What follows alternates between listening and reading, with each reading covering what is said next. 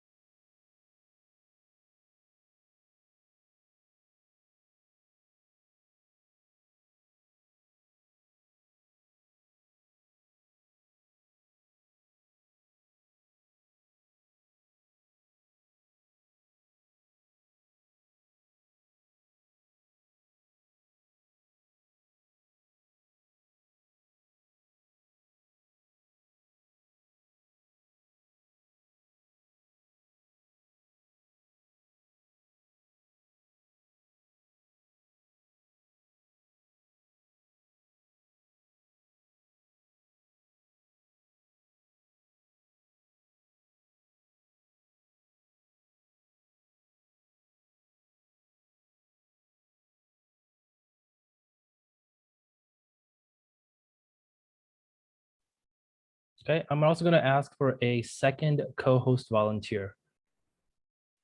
Any volunteers?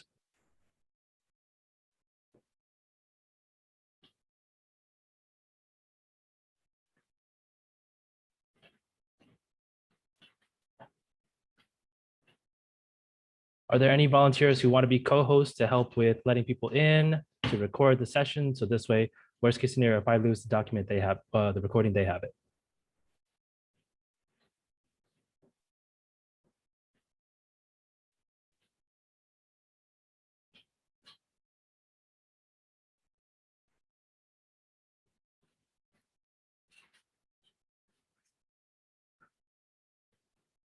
Okay, guess not.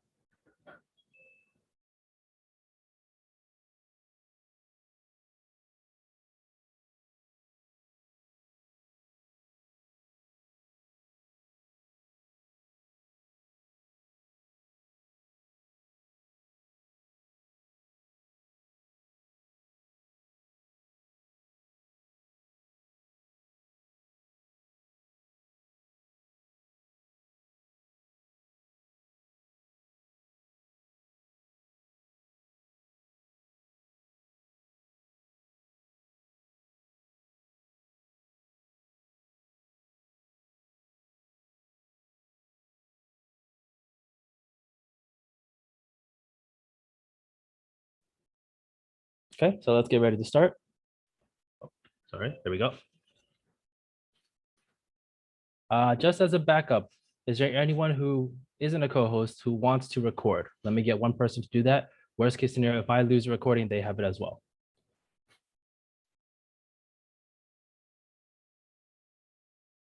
Any volunteers?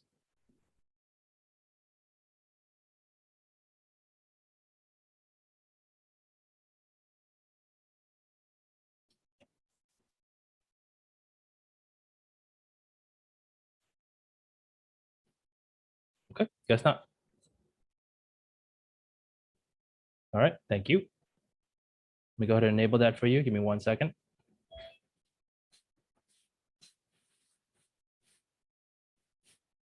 Okay, you should be able to record.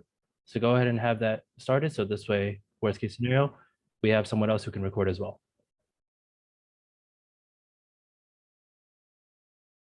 Okay, so we're gonna go ahead and pick up where we left off.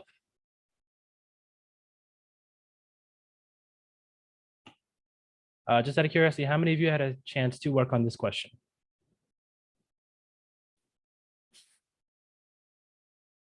You can just click the raise hand button, or you can simply type in the chat. So I have an idea who tried it.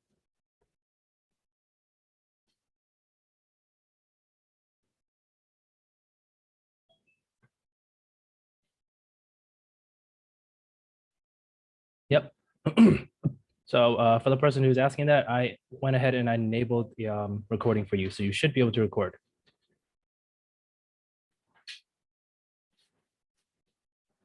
Try it again now. If it's not working, then I guess it won't work.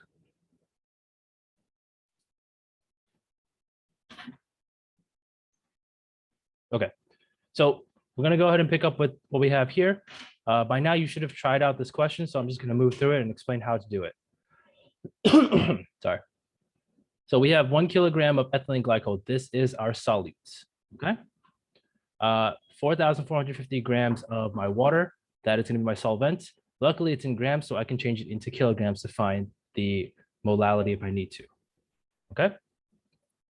We're dealing with boiling point and freezing point. So this is boiling point elevation and freezing point depression. Okay. If it's not working, then that's fine. It's just what it is. Hopefully I don't lose the recording. Okay. So first thing you want to do here is you want to go ahead and change your mass into moles. And then from there, you change that into molality. So that I have the little m right here to represent molality. Any questions so far? Okay.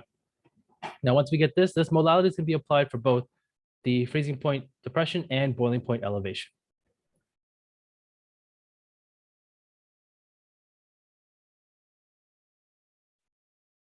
So when we go ahead and look at the equation right here, I have delta TB. For delta TB, again, I just plug in my molality. I multiply it by the constant that I have here, which is our KB. And we should get 1.85 degrees Celsius. And then for TF, we should get 6.7 degrees Celsius. Now, once we get these two numbers, we are not done yet, okay? What we need to do here is, because we're dealing with freezing point of water, we know we start with 0 degrees Celsius. So it has to go lower than that. This is freezing point depression. So we subtract 6.73 from that, and we get negative 6.73. And then for our water, we know that the boiling point is 100 degrees. So we add that value, the change here, we add it to it. So we should have 101.85. Any questions?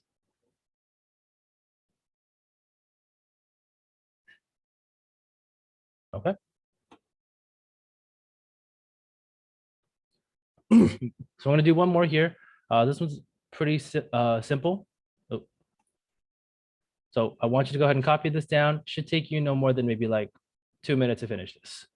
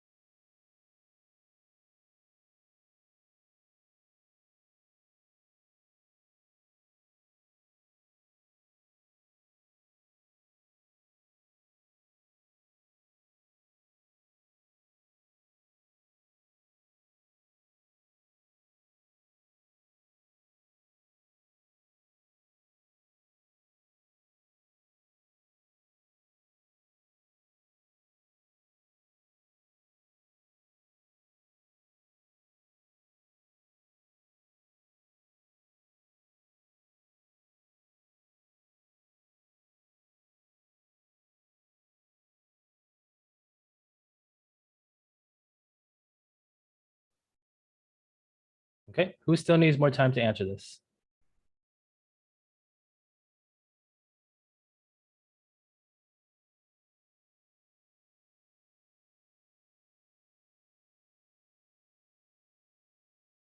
All right, so to answer this question, we know that we're dealing with boiling point. So the first thing we always want to guarantee is that this is going to be above 100 degrees Celsius. Okay, so our answer is going to end up being greater than 100 degrees Celsius. What you calculate here is going to be your change. So this is your delta TB. Whatever that is, you add it to 100. Any questions so far? So the best way to do this, we take the mass of our glucose divided by molar mass, which happens to be 180, and you get the moles. Once you get the moles, you go ahead and calculate molality, and that is just simply your moles divided by your kilograms of your solvent, which happens to be 200 grams of water, which change it to 2.2. That is correct. It should be about 100.7 or 100.8. Let's see what I wrote here. Oh, sorry, 100.35. Okay, so let's go ahead and actually plug this in to see if we can get this exact answer. So first I have 25, it is divided by 180. Go ahead and find the moles for that. Whatever you get for your moles, you're gonna plug it into this spot right here, and then it will be divided by 0.2 to give us molality. Okay? And once we have a molality, shall take that same number that we have, whatever the molality is, and we multiply it by our KB, which happens to be 0.512. And that will be your change. So delta TB. And the last thing you want to do here is you want to take your delta TB and you want to add it to 100 degrees Celsius. Oh, Professor, Yes. the 0.512, I forgot what it's actually called.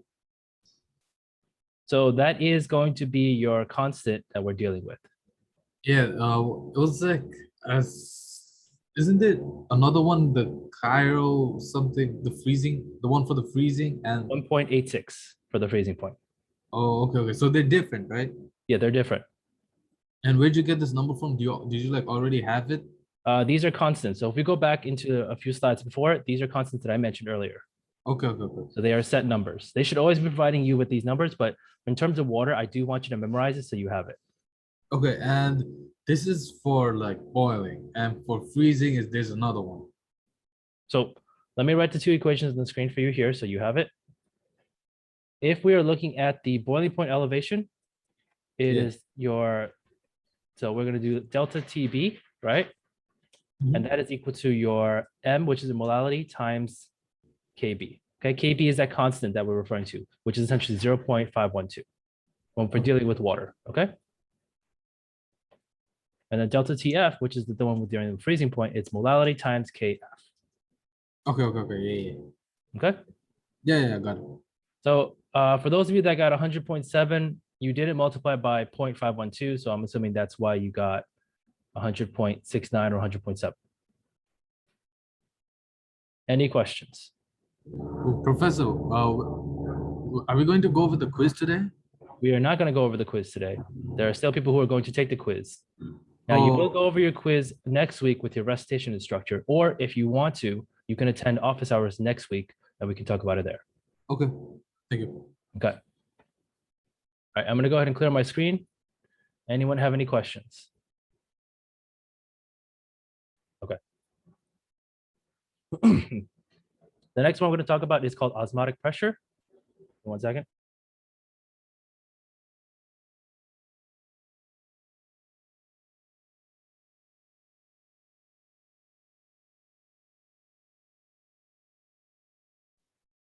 Okay, so for osmotic pressure, we're looking at osmosis, which is the movement of our solvent. So keep that in mind. It is the movement of your solvent. Okay, anyone have any questions so far?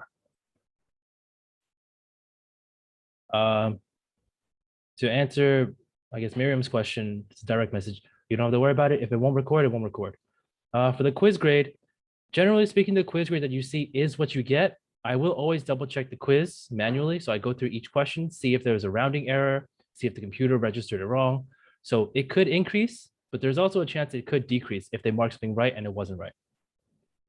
But I can promise you that I always go through it. So I'll do a double check, I'll do a triple check. I will let you know whatever grade is there. If that's your grade, then I'll tell you that's your grade. You'll get an email from me. Philip, what do you mean by what time does it start? You're gonna have to clarify that. You referring to the quiz? So in Friday's class, if you're in the Friday class, you will take it in the last 45 minutes of class. If you're in the Tuesday class, you take it in the last 45 minutes of class. So whenever you start a recitation, so we'll find out whenever you end recitation, count back 45 minutes, give or take around that time. Okay. Any other questions before we continue? Okay, I have a question. You know how there's some problems which require a lot of work done, and even if we get all the work correct, and in the final answer we get like maybe one number wrong, and we still lose Again, the I will grade. go back and check. Okay. If yours is a rounding error and you should get credit for it, then I will give you credit for it. But do we get, However, if you missed a step along the way, I'll see if I can backtrack it. If I can't backtrack it, then I can't track what you did. okay, but you won't be able to see our work then. So I Yeah, will you not be able to can see your tell, work. okay, Okay.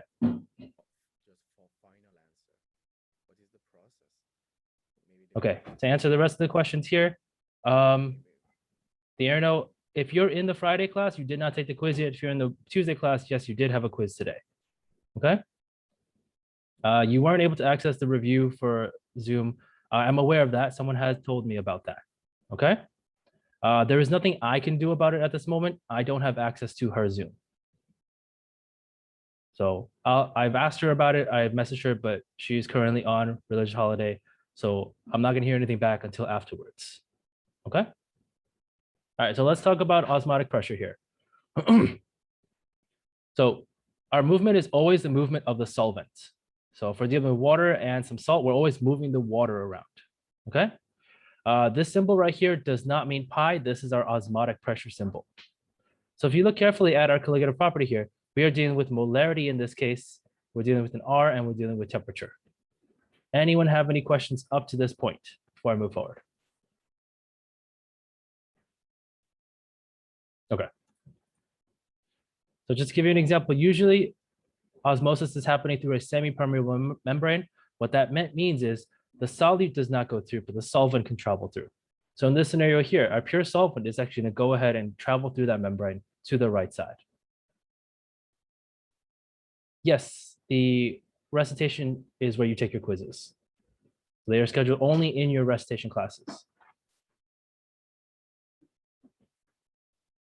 Okay, so let's continue. We'll use an example here. A lot of times you will get questions like this where you can relate the osmotic pressure to molarity, and molarity can be related to moles, which can then also be related to mass or molar mass. So these are all directly linked to one or the other. Okay, so you need multiple equations to reach the other one. So I'll give you a second, try to set this up based on what you know, and then I'll explain it.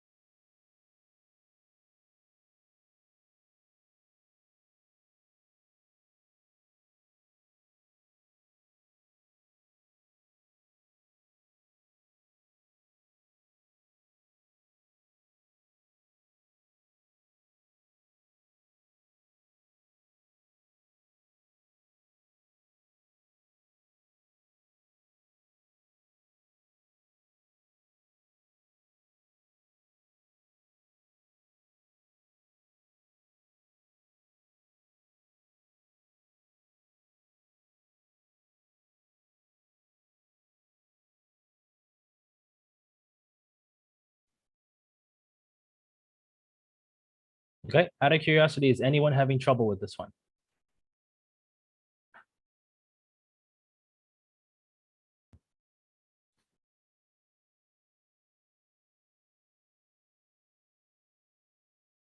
Okay, sure.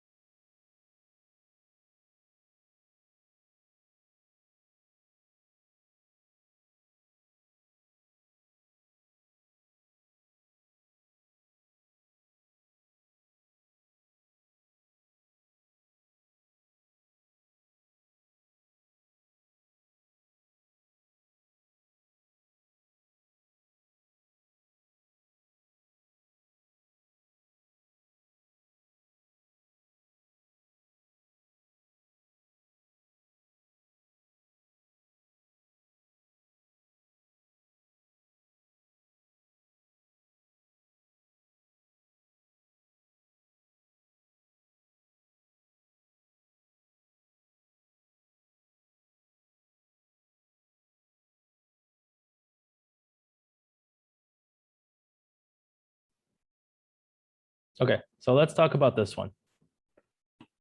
So one of the first things you want to do is find out what you have here. So if I look at my list here, it tells me that I have 21.5 milligrams. That's going to be our mass, right? I don't really need that information right now. If I keep reading it, I have the volume, I have a temperature, I have the osmotic pressure. So this is a very important one, okay? So I have our pi symbol here. I can write my first equation, MRT. Now, the only thing is, what are the units of R? ATM. Yep, so 0.0821 liters ATM per mole Kelvin, okay? So the issue is we want to get this into ATM, but right now it's in torr. So you need to make sure you convert that, okay? So it was 760 torr is equal to 1 ATM. That's our atmospheric pressure, okay? So you will want to use that information, change this into ATM. Okay, once you have done that, you essentially have this piece right here. You know your R value and you know your T value. So I can algebraically move them to the side. So it becomes pi over RT is equal to M. Okay, so go ahead and calculate that first. Once you have that, I'm going to erase everything on the left side here. Does anyone need more time to copy it down before I erase it? Okay.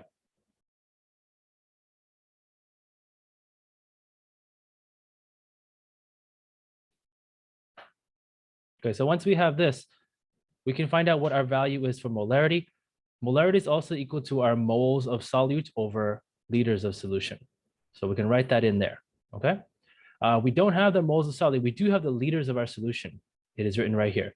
So at this point, I just have to convert this from 1.5 milliliters into liters.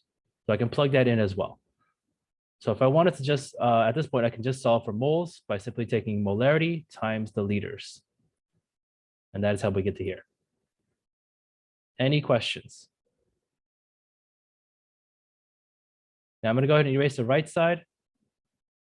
So we have some more room to work with. Okay, and the next thing we're going to go ahead and do here is we have gotten to our moles, right? And we know moles is also equal to the mass of something over the molar mass. Now, based on what we have here, we're actually looking for the molar mass. So this is our unknown, okay? I'm going to algebraically swap my moles and my molar mass. So at this point, it just becomes mass divided by moles equals molar mass. Any questions? Okay. So with that information, I'm going to erase the right side now. We could actually do all this in one giant step if you wanted to write it out. So first, we have our original equation, which is your, just going to call this osmotic pressure, just OP, okay? Osmotic pressure divided by your R and your T. That should give you molarity. And we can go ahead and move the liters to the other side. So I'm going to go ahead and just put this into a bracket so we have that out of the way. If I multiply this by our volume, which is my liters, I'll just put it as L, okay? That gets me to moles. And then once I have my moles, I know that I have to take my mass in the beginning divided by all of this here. So I'll put another bracket so you can see everything. And that is how we're going to get our molar mass. Any questions? Okay. Now, with that said, let's go ahead and take a look at what they did here. So they decided to plug in the numbers first, and you can do that as well. The molarity comes out to, so the reference table, you don't really need one because you're taking most of your stuff online, so you can look up whatever you need. I can provide you with one that they usually provide for the ACS exam. So I will upload that later, okay? It has some of the formula sheets and it has your periodic table on it. So you should end up with 2.08 times 10 to the negative 4 molarity. Then you go ahead and reorganize that to get moles. So this just simply goes over here, multiplied by your volume. Any questions on how to get to this step so far? Okay. So let's continue. So the next thing you want to do is you want to change this from milligrams into grams because this is our mass. And to get the molar mass, you simply move the moles underneath. So this is mass divided by molar mass. Sorry, mass divided by moles gives you molar mass. And you should get this number right here, 6.89 times 10 to the 4. And even though this is a very large number, that's perfectly fine and acceptable. Anyone have any questions? So a question like this could come up where I'm asking you to go from osmotic pressure all the way back to molar mass. So you need to know all those equations and how to combine them together. Okay, any questions up to this point? All right. So we're going to learn a little bit about volatile, non-volatile electrolytes and non-electrolytes, things of that nature. So generally speaking, volatile non-electrolyte solutions, you don't need to know too much about this. This is just an introduction to it. I'm not really going to test you on this. The one I am definitely going to test you on is going to be your strong electrolyte solutions. Now, the reason why I'm going to test you on this is because we are looking at the Van Hoff factor, which is down here. So this I is very important, okay? This tells us how many ions we can essentially have in a solution or in a chemical. So if I look at sugar, for example, actually, I can even use alcohol. So we'll look at methanol. If I drop methanol into water, it will mix with the water. However, it stays as one compound. So this is just CH3OH. It doesn't separate. These are all covalent bonds that just kind of stick together. They share their electrons. However, if I have another example, NaCl, if I drop this into water, it will separate into ions. It'll separate into a positive sodium and a negative chlorine. So what that means is in terms of my overall number of ions, this should be 2. And this one up here should be 1. So I'm not sure if you'll have a lab on this still, based on how they do things. If you do, there is a lab that involves cutting potato pieces and testing for the molarity that is present. And you will be dealing with things such as NaCl, sugar, and water. Okay. For the purpose of this class, know that whenever you look at this ion, we'll assume that it completely separates. So we'll assume that it fully separates into Na plus and fully separates into Cl minus. When you're in the lab, it will tell you that because there is a positive charge and there's a negative charge, there is an attraction between the two. So this number is actually a little bit smaller. It's probably like 1.8. But for the purpose of our class and any calculations we do, we will assume that NaCl, since it breaks into 2 ions, it gives us 2 particles.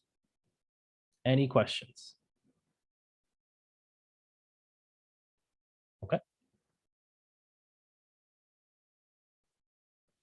So we actually end up changing all of our equations because of the Van Hoff factor. So all I did was really add the letter I into each one of these. The one that's most obvious is when we're dealing with this, okay? So if I go ahead and I wanted to put salt on the floor to go ahead and remove the ice by lowering the freezing point, the most effective method of doing this, I can add in sugar if I wanted to. So I'll just go ahead and throw in sugar, but that only gives me essentially the I value of 1, okay? So it could almost be the same amount in terms of molality, but effectiveness is just 1. But if I had NaCl and somehow I had the same molality as that, the I value of this is 2.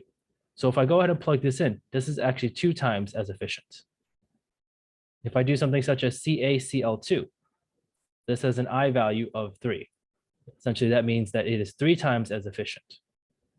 So when we're lowering the freezing points, we could actually lower it 3 times as much as opposed to something with I equals 1. So the more particles it has, the more effective it is at doing doing the colligative properties. Any questions?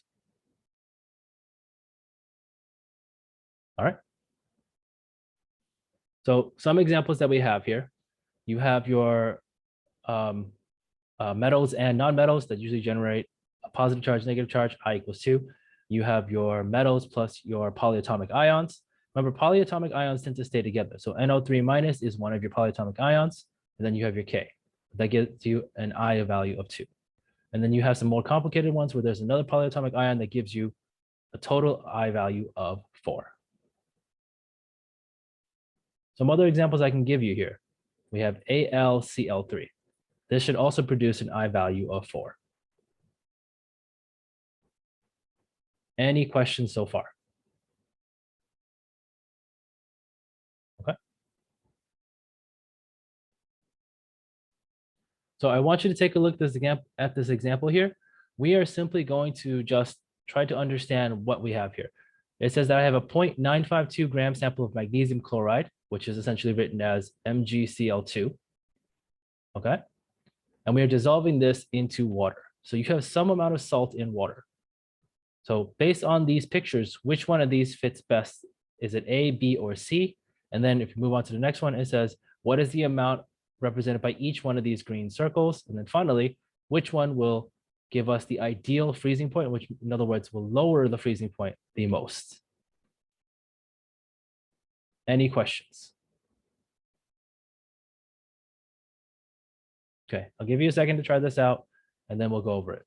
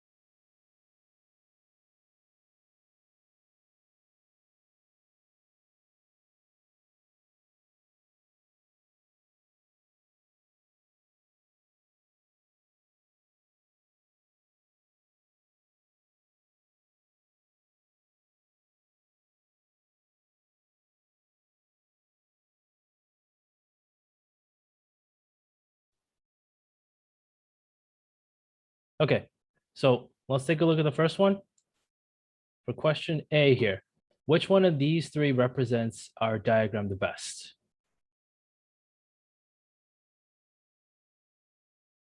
Okay, looks like everyone picked B. Now remember, magnesium should be a 1:2 ratio with the chlorine. So we should see twice as much of my chlorine as I do of my magnesium. So the answer is actually going to be A. So remember, it's MgCl2, right? So I should have 2 chlorines for every 1 magnesium. In this picture right here, I show a lot more magnesium than I do chlorine, okay? And in this one, it did not dissociate or dissolve. So the best answer is going to be A.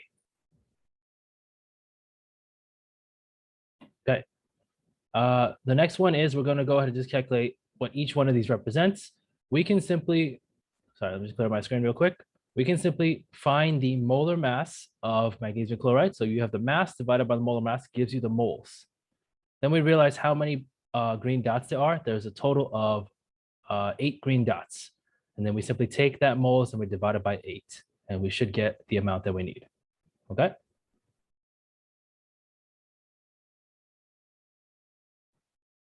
go ahead and take a look. If anyone needs more time with this, please let me know. I'm just going to move pretty fast through it. So for this, once again, we go ahead and find the molar mass. You find how much it is for 1 mole of this. So each one of moles produce 1 and 2. And since there are 8 of these, you take 8 divided by that number, you get this value right here. This type of calculation usually isn't on it. You don't need to worry so much about it, but this part is important right here. Up to here, the first few boxes. Let me erase the things that are not important.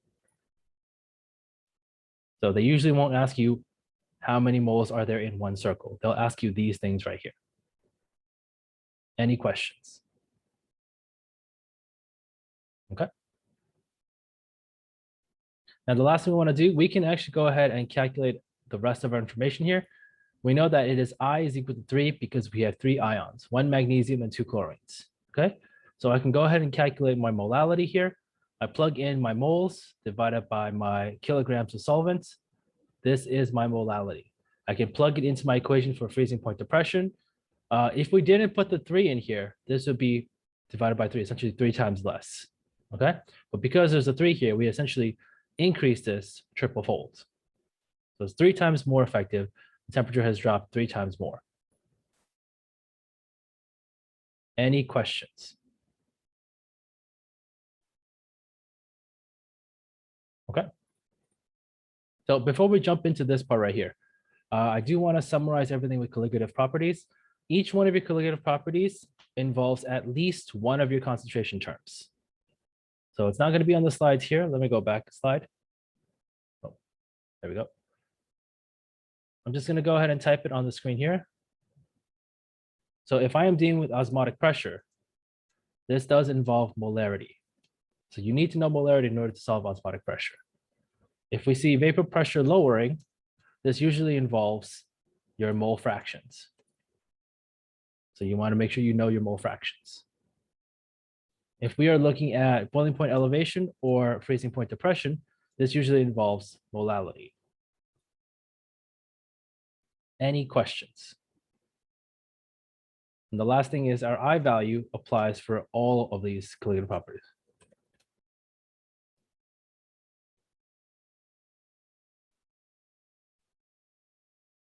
All right. So you will need to know a little bit about this, especially if you are still taking that same type of lab. I am looking at a red blood cell. And when we refer to a solution, we are referring to what's in the solution itself, okay? So a red blood cell is in an isotonic solution, which means that the concentration inside the cell is equal to the concentration outside the cell, which is in the solution. So what that essentially means is that they have the same amount of salt content or sugar content, whatever it is, so that osmosis is not really moving water in and out. So water stays where it is, and it does not transfer between the two spots. Okay. Another scenario is I have a hypotonic solution. So hypotonic means that my concentration of the solution is lower than in the cell. Okay, so the concentration of the solute is higher in my cell itself. So what that means is this cell is going to be absorbing more water because it has a higher concentration. So remember, we are looking at the movement of our water. So the water is going to go ahead and absorb into the cell. This is going to swell up and then it could burst. The other scenario is a hypertonic solution. So the solution's concentration is higher. There's more salt content or more sugar content in the water outside of the cell. And what that does is it goes and pulls water from cells because it wants to get more water to essentially challenge that concentration. So it's going to pull water from the cell itself. That cell is going to shrink and then maybe warp, could even break in that way. So ideally, we want an isotonic situation. So to kind of summarize what we spoke about, all of these here that I'm listing are referring to your solution right now in relationship to the cell. So we are assuming we have any kind of cell here. It could be a red blood cell. It has the right balance of your sugars, salts, whatever you need, plus the water inside. And we are looking at what's on the outside here and how it affects the cell. Any questions?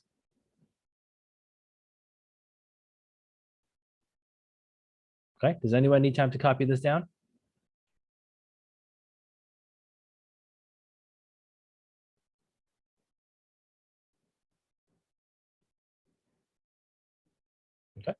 Let's continue then. So some things to look for in your questions, because this chapter has a lot of math involved. Anytime they give you a statement that doesn't provide you with set numbers, as long as you are meeting those parameters, you can choose whatever you want. So an example I can give you, if I said it was equal volumes of some kind of alcohol plus water, you don't need to set any particular number. You could say 1 milliliter of alcohol, 1 milliliter of water. You could say 20 milliliters and 20 milliliters, 100 milliliters, 100 milliliters, any number you choose. So you find one that you are comfortable with to solve this problem. Okay. Once again, if they don't give you numbers, but they give you a scenario or a parameter, you just have to meet the parameter and you are good to go.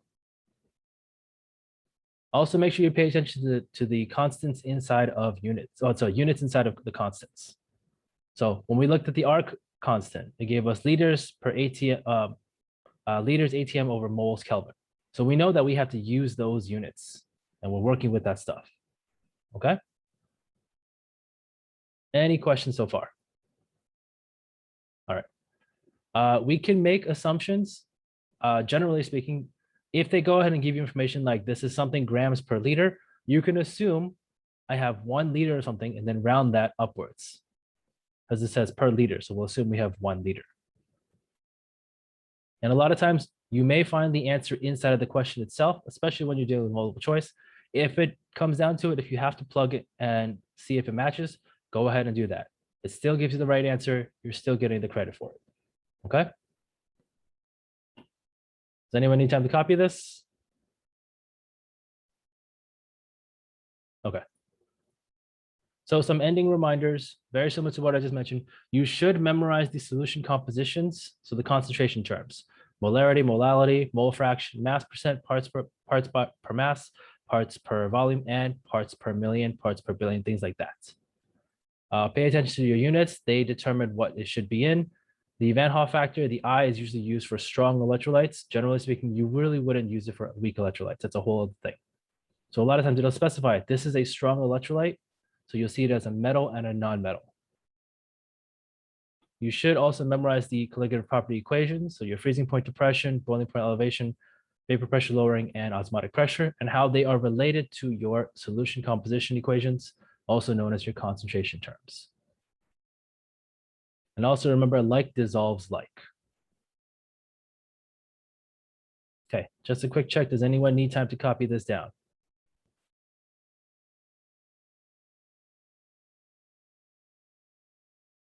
Okay. So question for everyone here. Why do chemists recommend not drinking water while studying?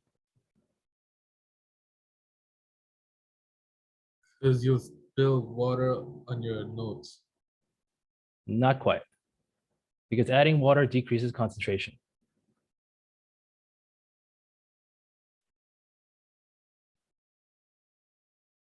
All right, we're going to go ahead and move on to the next topic.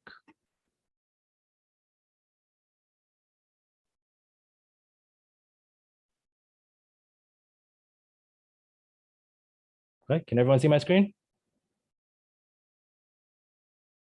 Awesome. Yep. So let's get started. We are moving on to chapter 16 and 24. This does start talking about rates. The chapter after this is going to be a very difficult topic. Some students also struggle with this topic here. Okay. Okay. So first thing we're going to talk about is the reaction rate. So we're looking at any reaction and we're looking at the term rate. Rate just simply means the change of something over time. Okay.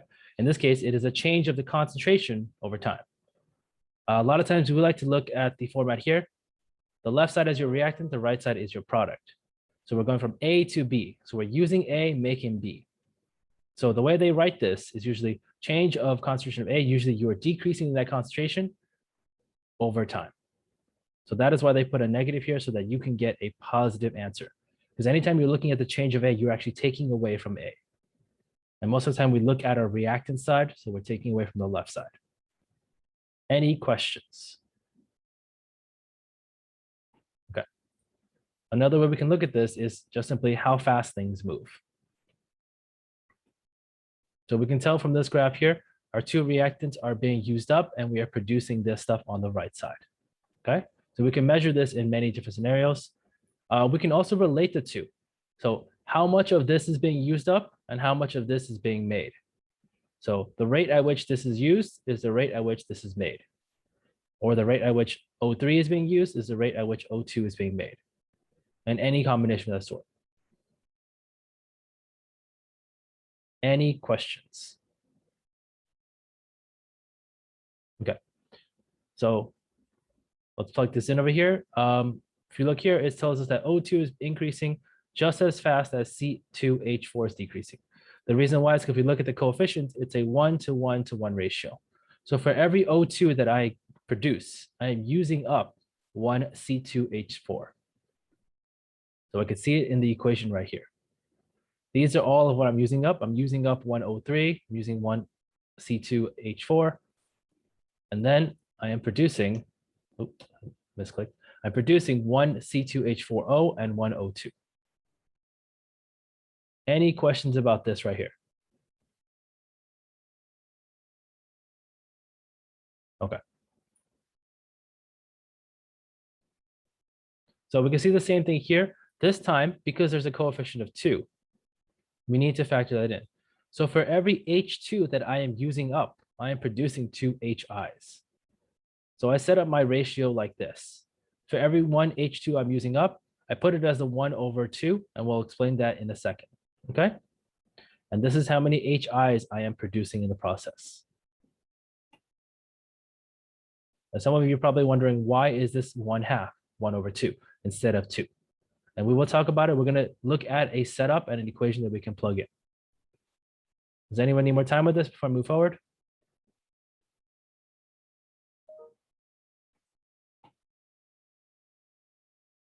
Okay. So we can also change the perspective. If I am looking from the perspective of HI, for every one HI that I use up, I need a certain amount of other things. In this case, I need about half of my H2 or half of my I2. And we'll talk about why there is a 2 here in a second. So this is a slide I do want you to copy down. The lowercase represents your coefficients. Okay, so all of these represent coefficients, whatever the number is, 1, 2, 3, 4, 5, any number that can show up. So if I said 15 O2s, that would be your A right here, the lowercase a, and this would be your uppercase A. So the format here is when you're writing your rates, this is your reactant side, this is your product side, okay? The way we set this up, whatever your coefficient is, the rate at which 1/, your coefficient of this substance on the reactant side is being used is the same rate at which 1/, whatever this coefficient is being produced. When you set it up this way, algebraically, when you're solving for this, it should give you the exact number that you need because you're always looking from the perspective of whatever you're looking at. So if I'm looking from A here, C is written in a way where if I wanted to find out how much C I have, this goes to the other side. So I double this amount. So essentially it is 2C if this was 2 here. Does that make sense? Or did I confuse everyone?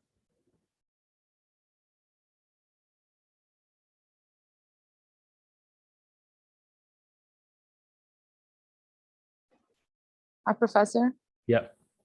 why here? Maybe I'm looking too much into it. For the product, it's 1/C, when before it was 2. Okay, so let's try an example here. I'm going to cross out B, so I'm not looking at it, right? I'm going to cross out D, so I'm not looking at it, okay? I'm going to assign this one right here to be 2, okay? And this will be 1, whatever A is, whatever C is, okay? So this is 1/1. We'll just write that in. And this becomes 1/2.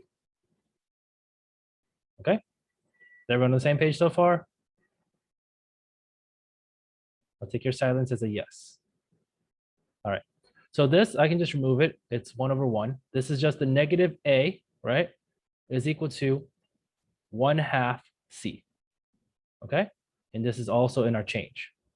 So for every one A, I make 2 C's. Can we agree on that? Yes. Okay, so algebraically, I'm going to assign a number here. For every one A, I make two Cs. I make 50 A's, okay? So I'm gonna put the number 50 here. So based on what you see up here, before we even look down here, how many C's should I make in total? I should get the number 100, right? So algebraically, with the way we set this up, once I put this as 1 over this, how do you get rid of this part? How do I move to the other side? Times 2. So this is gone, and I times 2. Now this should give me my 100. Does that make sense? Yes, thank you. Okay, that's why we write it this way. I know it's confusing, but we algebraically set this up this way so that you can get what you need. Okay, let's continue. Does anyone need more time to copy this before I move forward? All right. So using that same concept, right? I want you to set up this right here. So we're gonna set this up. I'll let you decide what perspective you want to set it up from. My recommendation is you can pick something like this. It's easy to set up from, okay? From the perspective of O2, because it's just 1. So I'll give you some time to set this up, then we'll see what everyone wrote down.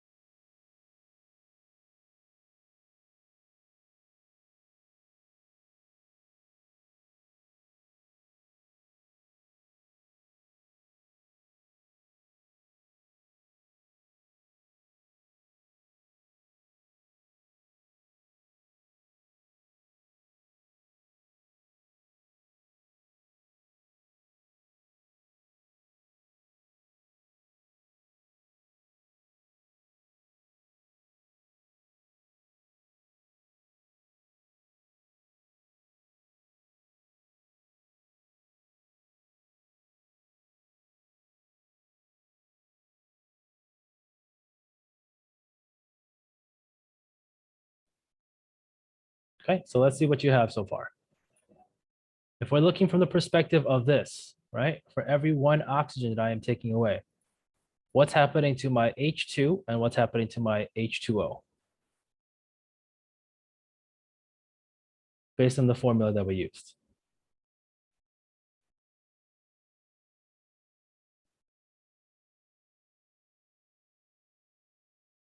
Well, yes, there is 2 H2. How do we write our formula here?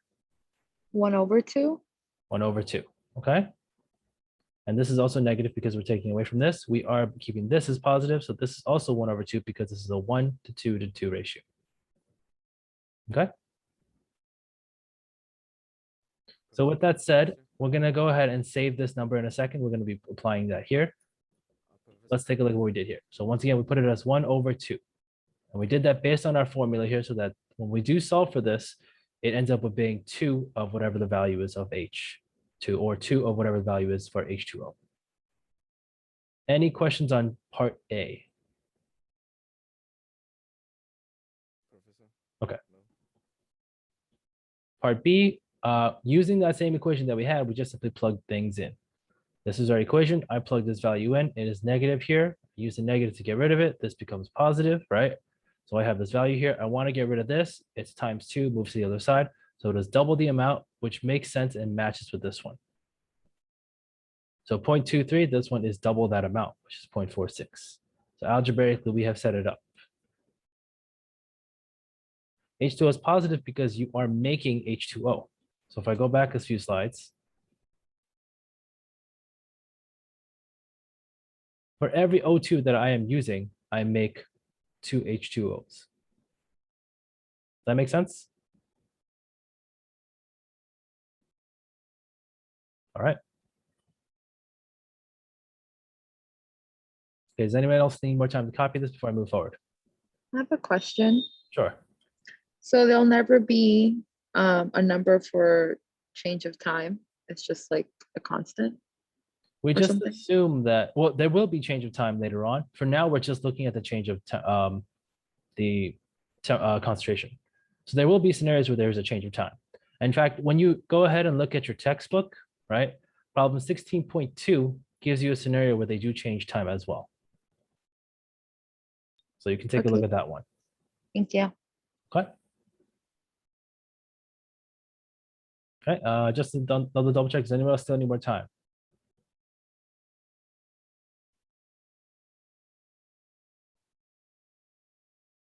All right. So now we're going to learn a term called the rate law. So we can actually determine rate based on a rate constant times the whatever this value is right here, the concentration of this value, to a particular order, and then whatever this concentration is or whatever this reactant is to an order as well. Okay. Something that I do want to bring up, this is very important. For any reaction order, any of these exponents here, you cannot just plug in the coefficient. It does not work. Okay. This can only be determined experimentally. Once again, your reaction orders or your total orders are only determined experimentally. So if you want to copy this down, it's very important.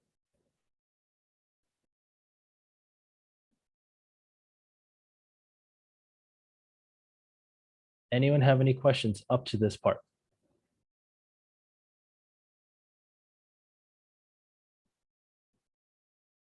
Okay, let's continue then.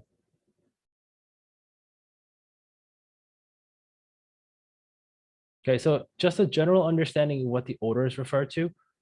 The order kind of determines how efficient this concentration is, or this reactant is, when we move forward with our reaction.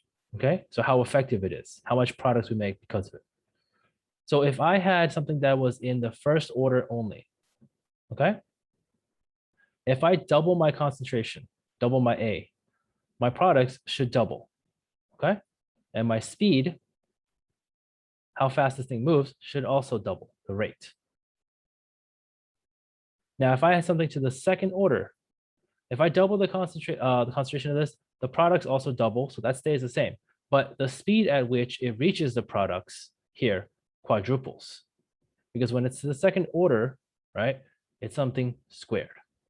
So whatever this, so this is doubled, this becomes 4. If this was tripled, this becomes 9. Does that make sense?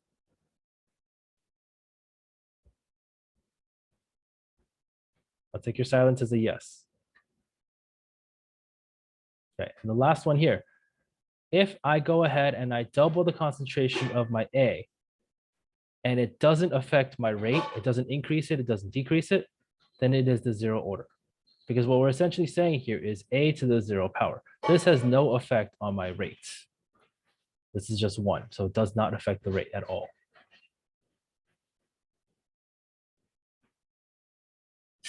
Okay, any questions?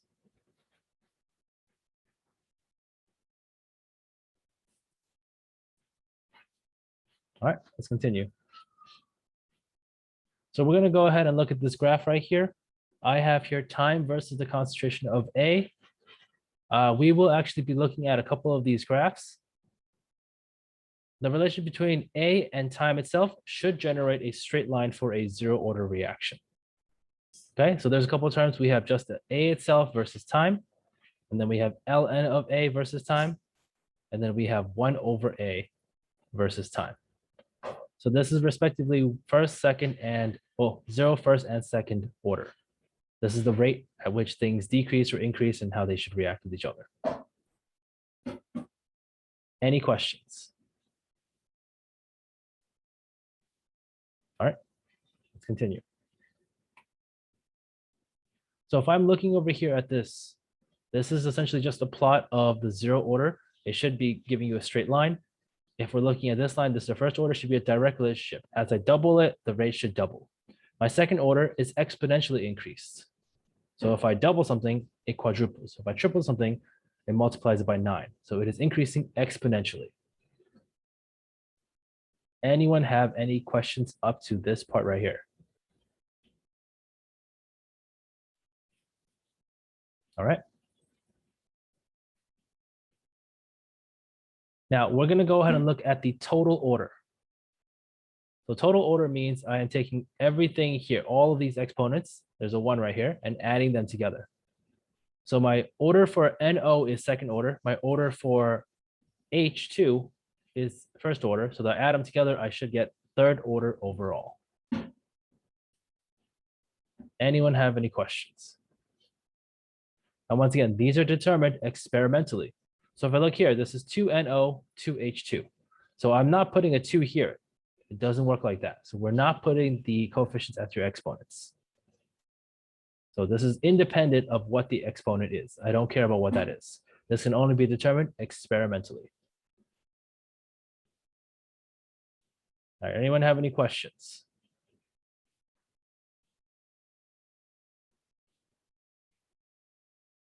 Okay. So what do we mean by experimental? Like, what does that mean to us? So we have a term called, how to describe it? There's essentially you're looking for this experimentally, okay? So there is a term for this. It's not coming to my mind right now, but for the time being, what I want you to do is just simply look at each one of these. Tell me based on the reactant, what the order is for each of these components and what my total order is. So I'll give you a second to go ahead and do that. Let me clear the screen so you can see.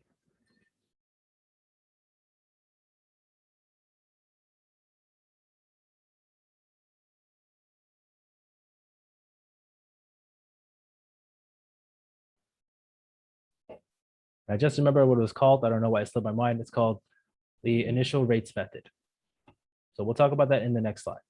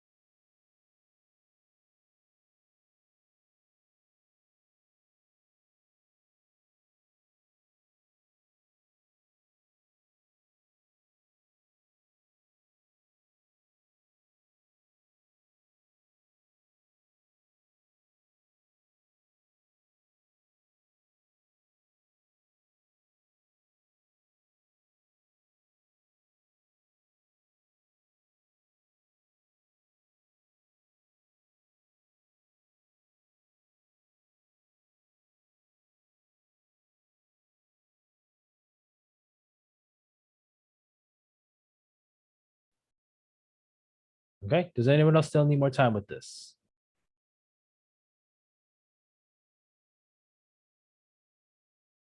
Okay, for the very first one, for NO, what is our order? 0 set first or second? Second, Second order, right? You can see it right there. What about for oxygen? first, First order. In total, we have 3, Third order. So third order, okay? The next one right here, looking at this one, what is our order? 3/2. 3/2, or known as 1.5. And our overall is also 1.5. Now for the very last one here, this is where I'm going to challenge you. Looking at this right here, okay? H2O2, I, and then H plus. What is my order for H2O2? 1. 1. What's my order for I? 1. What's my order for H plus? 0. 0, because it is not listed here, okay? We assume something to the 0 is just equal to 1, it disappears. My overall order for this one is going to be 2. Any questions? Okay, with that said, let's go ahead and just list everything out.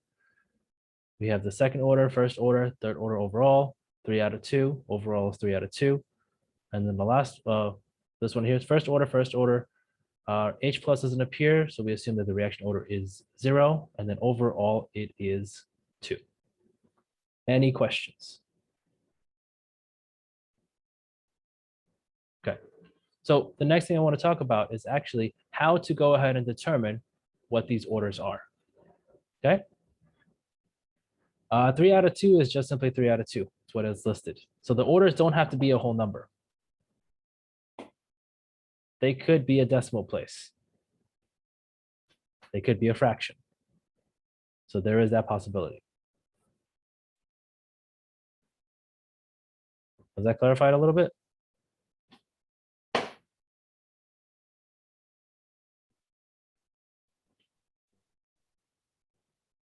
I'll take your silence as a yes then.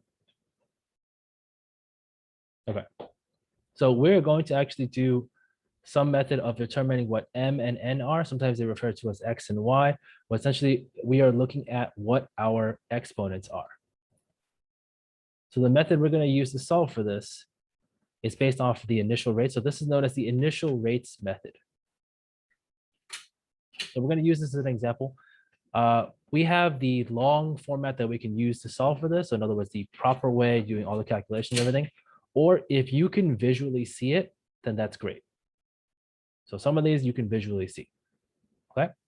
We always want to start with our first value. For experiment 1, this is usually our slowest one. So this is the rate that it is moving. This is the concentration of A, concentration of B, okay? So I'm going to write the equation. Here is rate is equal to our constant, which you're going to just leave there, your concentration of A over some exponent, and your concentration of B over some exponent. You are essentially solving for what these exponents are. Any questions up to this part?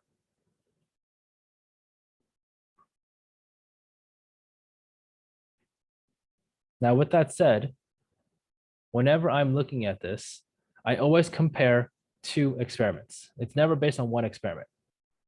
So simplest thing we can do is let's compare experiments 1 and 2, okay? What is happening to the rate here?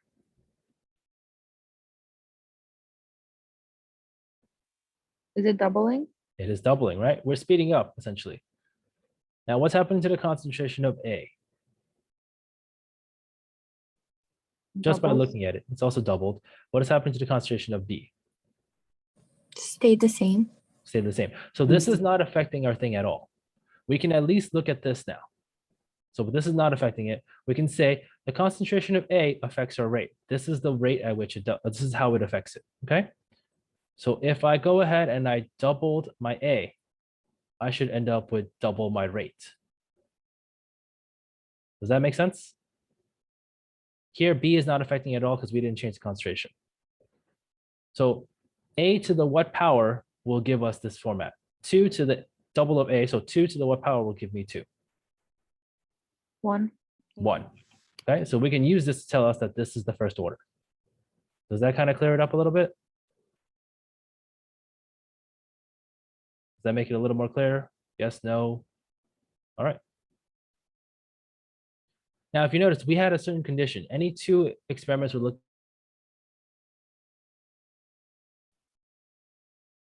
Okay. Whoever's co-host, try not to accidentally click on me. you just click mute. So preferably try not to do that. I know you were trying to let someone in, you might have accidentally clicked on me instead and then it muted. But let's continue. So conditions we need for this, right? We want to isolate either A or B. So here, B is not doing anything. We can just cross that out. So then we can look at the relationship between A and the rate. I want you to find another scenario where we can find that the A is not changing and we can look at the relationship between B and the rate. Which two experiments? 2 and 3. Not 2 and 3. 2 and 4. 1 and 3. 1 and 3 or 2 and 4. Okay. So let's look at this. I'm just going to box these in so you can see it. 1 and 3. If we look here, A is not changing. It's 2.5 for both. Okay. So this is actually doubling and this here is doubling. So we're looking at the relationship, how B changes and how it affects rate. And 2 and 4 is the same thing. A is not affected in either scenario. It's 5 and 5, right? So we're looking at the change in the rate and the change in B. Now they should be essentially the same concept, right? I have B here to some power is equal to my rate. I doubled my B value here. I doubled my rate. So what should my B be? So what power? 1. So the 1 power, okay? So if this makes sense to you, just go ahead and type in chat so this way I know. You say yes, you can say no. You can say no idea what we're doing. Okay. Now again, this is just quick visuals. If you can see it, you know how to solve it. All right. The proper way of doing this is to go ahead and set up a ratio. I'm going to put experiments 2 on top, 1 on the bottom. So this is like 3.5 on top. I'm not going to write the exponents here. Divided by 1.75 on the bottom is equal to whatever your values are here. So 5 divided by 2.5 for these two right here. Okay. And I can ignore these because it's just 3 divided by 3, which gives me 1. So we know there is an exponent here. So this is my A right here. A to some power, and this is my rate.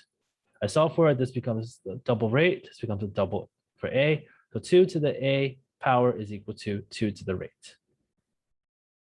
And then we plug in and solve for it, things of that nature. Okay. Let's look at the setup here. This is the official way of setting it up. We are comparing experiments 1 and 2. If you notice, they put experiments 2 on top and 1 on the bottom. Part of the reason why we do this, and let's go through the whole thing first. We set it up as A to the n power for each one of these. This is the first A for experiment 2, the next other A for experiment 1. So we plug everything in. This becomes 2 is equal to 2 to the n power, m is equal to 1. So same setup as we did before. If I had flipped this into experiments 1 over 2, right? So instead of 2, this being double, this would actually become 1/2, which isn't so bad. But when we work with higher numbers, it becomes more complicated. So this is 1/2 to the something power is equal to 1/2. And this is also 1, so it makes it easy. But if this was not 1 and we had to change what this was, dealing with fractions is very difficult. We don't want to do that. We want to make it as easy as possible. Higher the number goes on top, lower number goes on the bottom, you get a whole number instead of a fraction. Any questions up to this part? Okay. So same thing we're doing here, solving for n. We look at experiments 3 and 1 because we can cross out the a's. We assume that the constants are the same as well, so we can cross those out. So we're just looking at the relation between B and the rate. Same setup here. It is doubled. It is doubled. So 2 is equal to 2 to the something power. That something is equal to 1. Anyone have any questions on how to do initial rates method so far?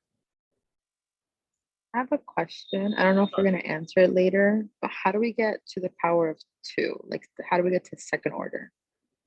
Second order. Okay. So if I change the scenario, if I said this was not 3.5, right? I said this was 7.0. What does this become?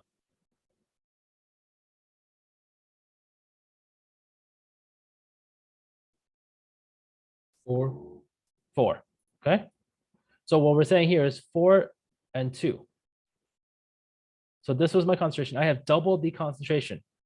Double this concentration to some power is equal to 4 times the rate, 4 times the speed. What should go in this box? 2. 2. That's how we get there. Okay.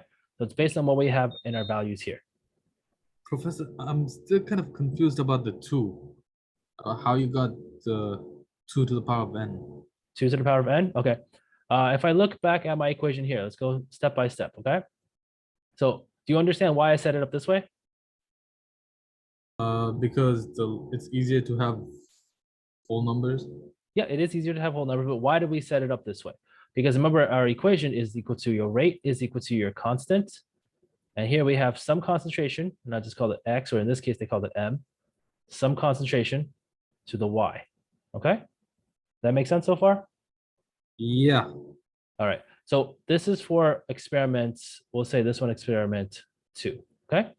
I'm going to compare this with experiment 1. So I set up the same stuff. The rate is equal to K, A, and B. Does that make sense? Yeah. That's why we have this set up right here. Okay. Okay. So A is going to be the same value. So I can just simply cross them out. And because it's to the n power, we don't know what it is, but something to the same power divided by something to the same power gives me 1. K divided by K gives me 1. Make sense? Mm-hmm. Yep. But we do have different values for B. And the reason why we do have different values, if we go back a step. So you notice here, B is different between experiments 1 and 3, right? Yeah. So that is why I am plugging in these values here. Okay. So you see, I'm eventually just getting this by itself. So B to the n power of the third experiment, B to the n power of the first experiment, and a relationship between the speed. So then I just simply bring this down. This is this is that. Does that make sense so far? Okay. Yeah. I understand. Yeah. Okay. 6 divided by 3 gives me what? 2. 2, not a trick question, right? Remember, this is still n to the n power. So this is just now 2 to the n power. Does that make sense? Where'd you get the 0.75 from? 1.75, this one. Yeah. So if we go back, Oh, it's okay. So that's the experiment 1. Okay. Okay, it's the initial rate. Okay. Yep. Does that help clear it up? So the initial rate is equal to the what's that called? The 6/3. So it's not just the initial rate. This is the initial rate for the experiment 1. This is the initial rate for experiment 3. So we're Yeah. doing the ratio of the 2, and then we're doing the ratio of these 2. Okay, so is that like, what do we call the ratio of the second two? The first one is the initial rate. So is that one like the final rate or something? I think you're getting a little confused on this one. This is just rate in general. This is our speed. Okay. Okay. I have doubled my speed here. This is my concentration. Okay. Oh, okay. I've doubled my concentration. Yeah, now I got Does it. that make sense? Yeah. So if I double my concentration and my rate has also doubled, that means this must be to the first order because it's a direct relationship. It's a 1-to-1. That make sense? Yeah. Okay. All right. Is anyone else still confused about this? I have So another if- question. Sorry, you go ahead. No, you can go. It's okay. Okay. I guess my question is, will like the problem ask us, like, will it say like, oh, the reaction has quadrupled, so we know to use the different experiments, like 1 It and will not 4? tell you that it has quadrupled. What it will do is it will show you this diagram. And you have to pick and choose which one you use. But generally speaking, going across the board, no matter which combination you choose, you should still get the same order, as long as they're consistent. Okay, thank you. Okay. So, can you go back to the other page? Oh, yeah. I was just gonna say, so if they both equal, like, one is 2 and the other one is 2, automatically, since they're like the same response, we would know that it's 1? Yes. Okay. So 2 to the 1 power is just 2, right? Yeah.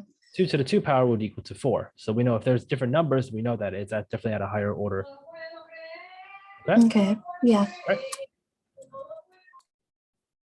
All right. I want you to try one more of these. You're given the rate up here. Remember, we're only ever dealing with a reactant. So we never look at what our product is. because we're always looking at how much these are being used to make the product. Because we don't have the product right away, we start with what we have in the beginning. So given this right here, and given the entire table right here, I want you to calculate M and I want you to calculate N. You can do the whole setup way that you want to, or if you can visually see it, find it and give me an answer. I'll give you some time with this one.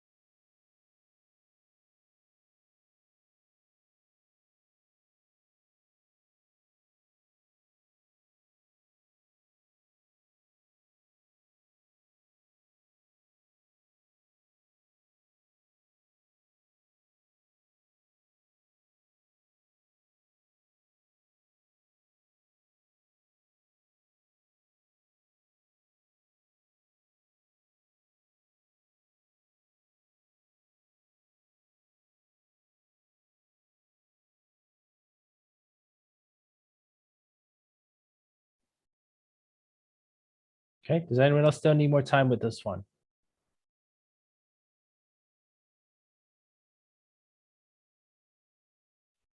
And for anyone who can visually see it without having to do the calculations, if you know the answer, just go ahead and shout it out. What is our M and what is our N?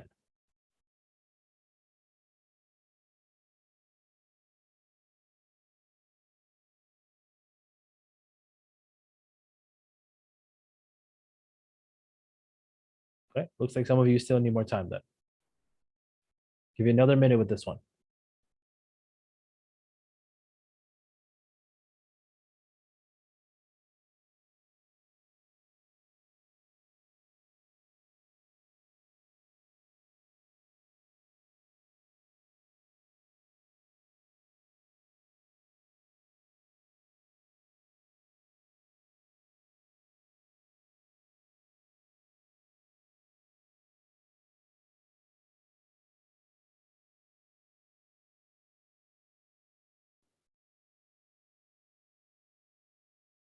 Okay, so let's give it a try.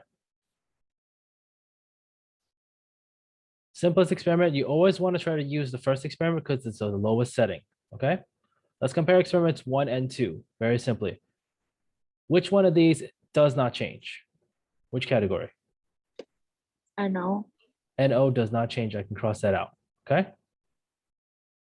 So if you can visually see this, then you don't have to set it up, but usually you would write it as experiments 2, right? Over experiments 1. So I will just simply do, I'm not going to write the exponents here, okay? This is just 6.4 over 3.2. That is our rate, and that is equal to 2.2 over 1.1.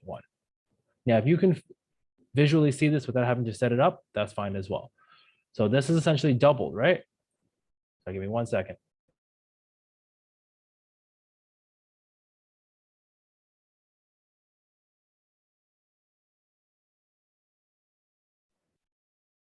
Okay, so once again, this is essentially doubled, and this right here is also doubled.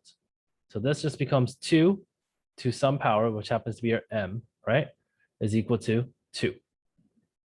So what is M? 1. 1, okay? Pretty straightforward, right? Anyone confused on how we got this? Now we can check Wait. it. Yeah, I'm go ahead. sorry. No, go ahead. Did you take so you divide the 6.4 over 3.2 to get 2, and then the same thing for the other side. Yep. And do you put those over each other to get the 1? So this is essentially, we solved for this part right here, right?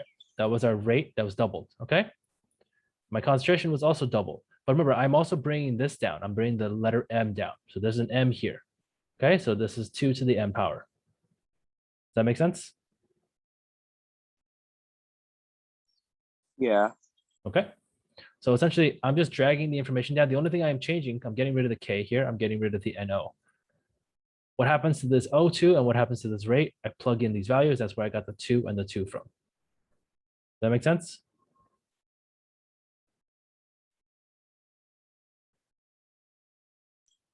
I got lost. I'm sorry. Okay, let me just go ahead and clear the screen real quick. Assuming I have 2 of these, okay? I'm just gonna write this right here. Actually, let me just go ahead and type it. It might be easier for you.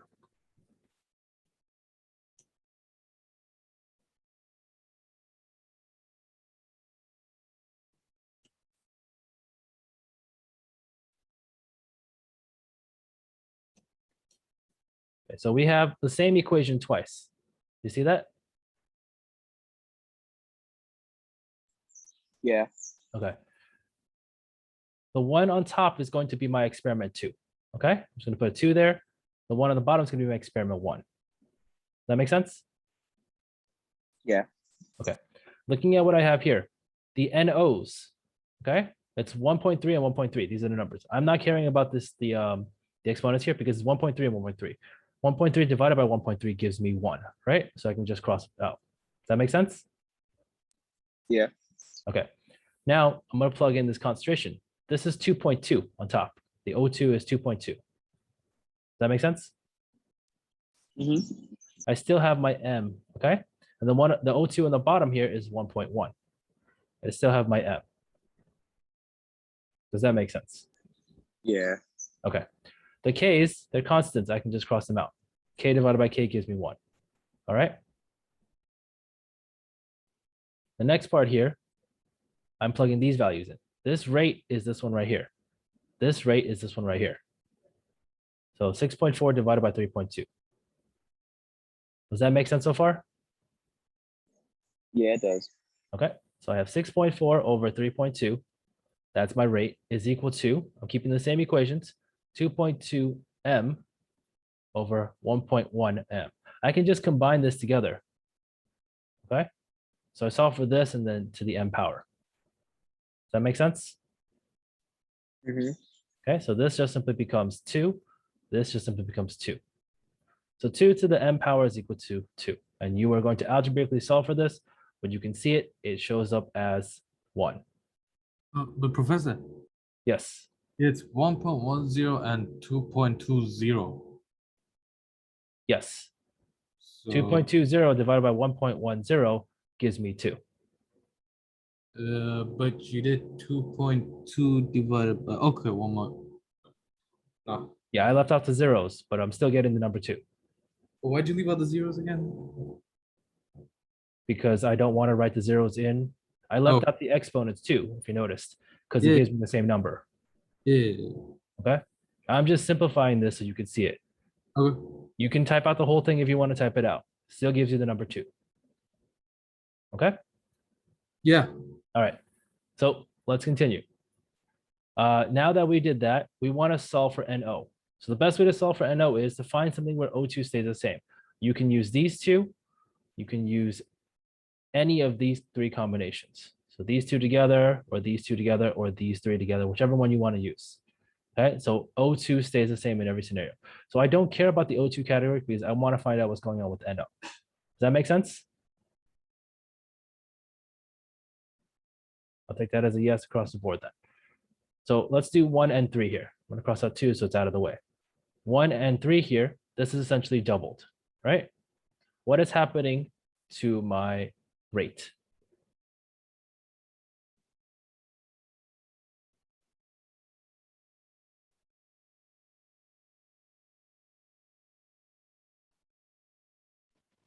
Is it quadruple?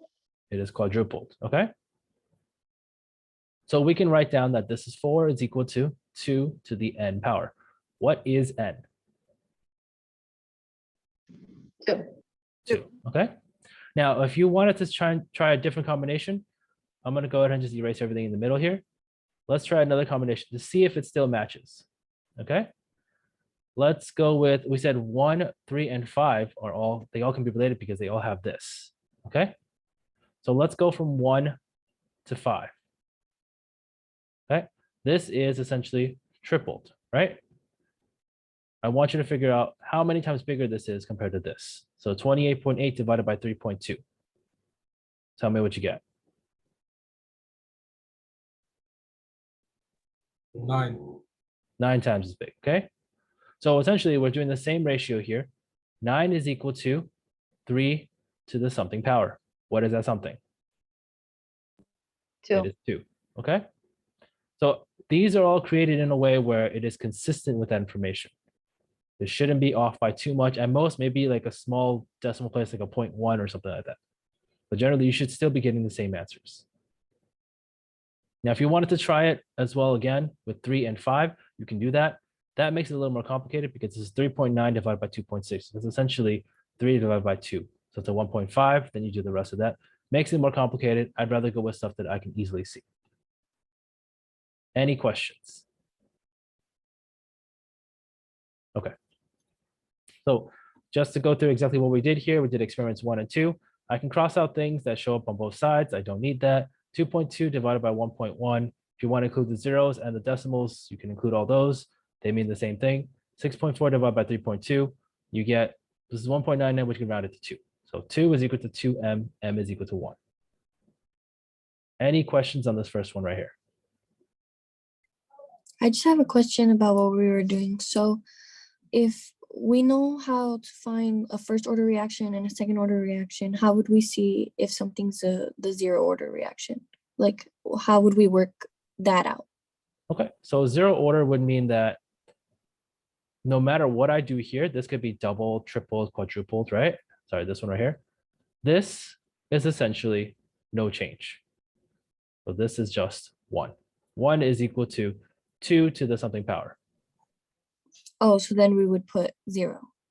You put 0. If the first one is lower than the second one? Doesn't matter. This is always going to come out to 0. Okay. I mean, this is always going to come out to 1. So that is Yeah. how you figure it out. The rate essentially Okay. has not changed no matter what you do to it. I can double it, I can quadruple it, I can multiply it by 100 if I wanted to. Okay. If the rate doesn't change, then that's how we know it's zero order reaction. Yep. Okay. Got it. Okay. With that said, you don't have to do this part. This is just their way of doing the log. Again, this is just almost 1. It's the same concept. Okay. This was the part for NO. Same thing, experiments 1 and 3. They tried using this alternate method of log. You don't need all this. This is just additional stuff you don't need. This is because they got 3.99. You can just almost count this as 4. Okay. And you can see it. 2 to the something power is equal to 4. You know that something is going to be 2. And our overall order is going to be 3. The first one for O2 and 2 of them for an O. Any questions up to this part right here?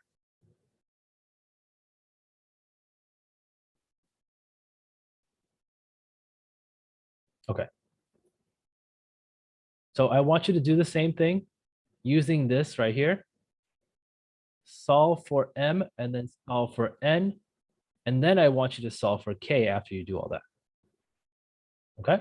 So solve for everything you need to solve for like you normally would, then solve for K. I'll give you some time to work on it.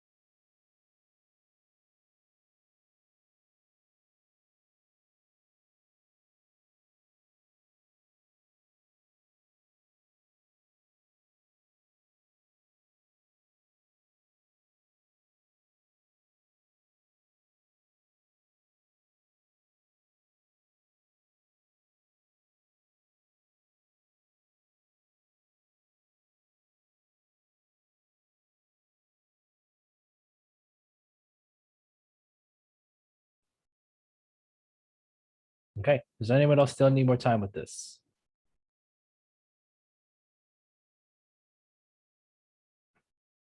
This one should be pretty straightforward because there's only 3 experiments. There's only essentially 2 possibilities that you can do, maybe at most 3 possibilities. I have a question. Sure. To solve for a rate, we just pick any number from initial rates. Yeah, you just simply plug in Okay. any 2 things in there. Thank you. All right. Maybe a few more seconds of this, then we will go over it.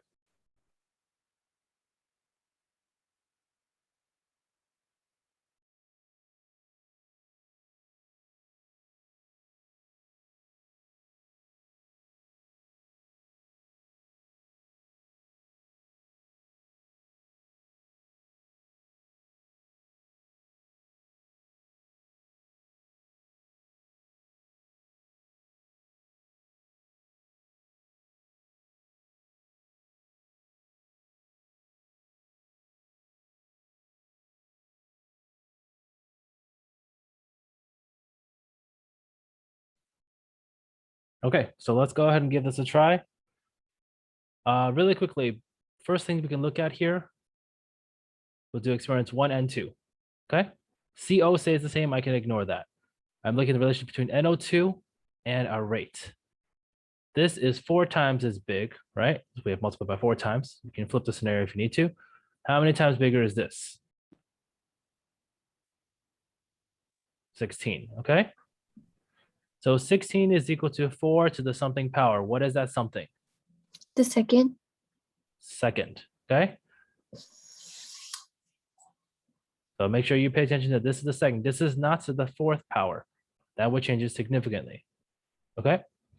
Now, with that said, I'm going to clear my screen. Again, I'm not going to look at this one now. I'm looking at these 2 because NO2 stays the same. So this one is doubled. Even before we plug anything in, what do you notice about our rate? It's the same. Same. So this is to our 0 order. N is equal to O. N is equal to 0. Any questions? Okay, with that said, let's take a look. We'll plug everything in. Second order we get here, NO2. Okay. Does anyone need time to copy this? All right, I'll leave it there for a few seconds.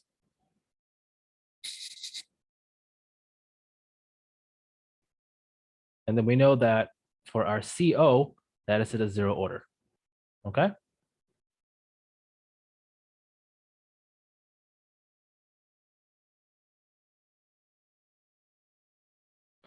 Okay, let's do that. Let's go ahead and leave this on the screen so we can see it. I want you to rewrite your rate to not include that CO. You don't need that information. Okay, we can get rid of it, makes things easier now. I have my rate is equal to K NO to the second power, right? I have values for rates. I have values for NO. Let's plug in everything I had from the first one. My rate is 0.0, let me write it here, 0.050, okay? And then my NO is 0.10. So 0.10 squared give me 0.01. So if I wanted to rewrite all of this, include the screen, 0.005 is equal to K times 0.01. Okay, algebraically, I move this to the other side. 0.005 divided by 0.01 gives me K. Does that make sense so far? Professor, Yes. use 0.08 and 0.04. Did you say 0.08 and 0.04? Yeah, 0.04 is the, That's everything for experiment 2. yeah. Is We that can the use, question? You could use that too. You could use anything you want. My recommendation, just use the first one because it's the lowest numbers. okay. Any combination you use is going to give you that, okay? We assume CO doesn't exist. This is something squared. So each of these are squared. And then you have K on this side. So Yeah. they should all give you the same value. Mhm. I'm algebraically moving this so that I am solving for K. Okay? Yeah. Okay. So with that said, we will pick up with this slide right here. What we're going to do right now is I'm going to switch over to the polls. I need the 2 co-hosts to go ahead and click on the stop recording This way they have it saved just in case I take away the co-host permission and something goes wrong.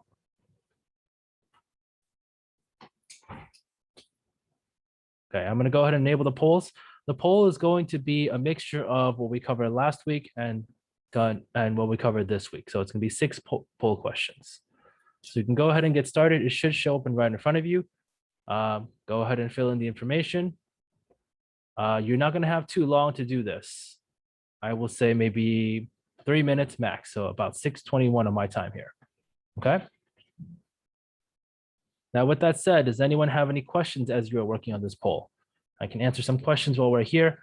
If not any at the moment, as soon as you're done with the poll, we are done. I will end the session, open up office hours, and you can ask me questions there.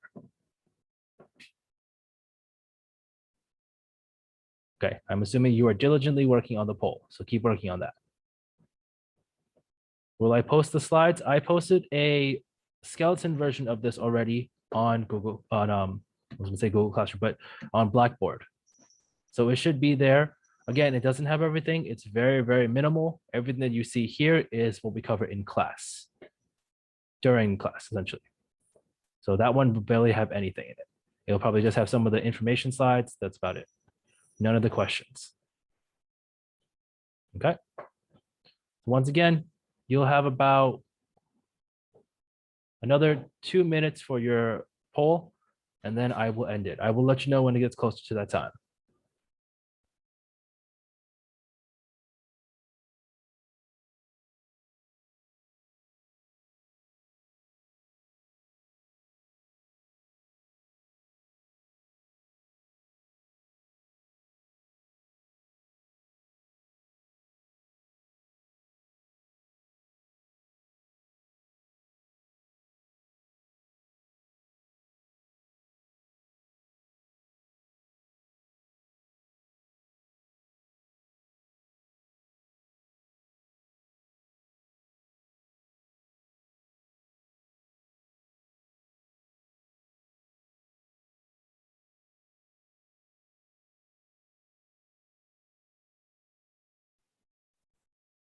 Okay, so you have about 50 more seconds for your poll.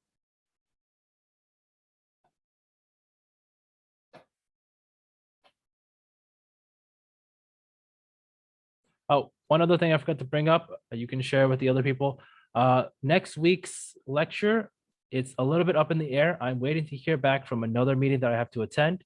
It depends on when they're scheduling that meeting. If that meeting happens to be most of our lecture time, then I will have everything recorded. It will not be password protected, so you don't have to worry. I'll upload it in advance. Okay.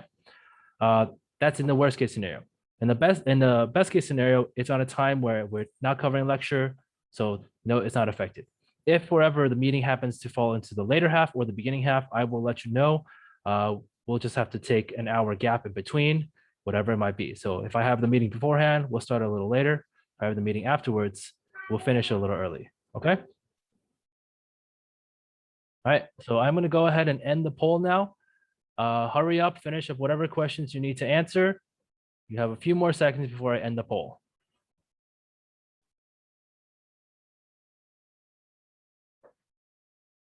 Okay, so see about 6 more people who have not finished the poll. Last 10 seconds. Okay. We'll go through the poll results really quickly. First one, can form between one water molecule and other water molecules. The answer should be 4. Well, let me go ahead and share that. Second one, if we're looking at a face-centered cubic cell, the answer should be 4. We're looking at number 3, dual polarity. Alcohols and soaps both have dual polarity. So propane and water do not have dual polarity. Okay. Number 4, which is affected by temperature, that is molarity. Number 5, colligative properties depends on the number of particles, the last one. And for reactions, it is the order is determined by experiment only. Okay, so we are done for today. I'm going to go ahead and end the session, reopen up in case you have questions for office hours. Other than that, enjoy your week. I will see you next week. Thank you, Professor. Have a great week, Professor. Bye. Thank you, Professor. Have a good day. You Take too. care.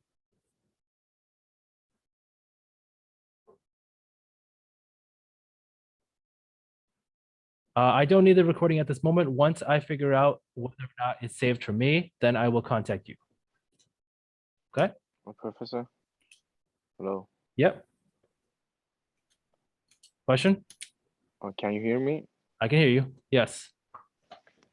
Yes. Could you put in this the poll question, an answer poll question in this the Blackboard or something like that? You can ask me about it. I'll just tell you what it is. Send me an email and I'll tell you what it is. Okay? Okay. Thank you. All right.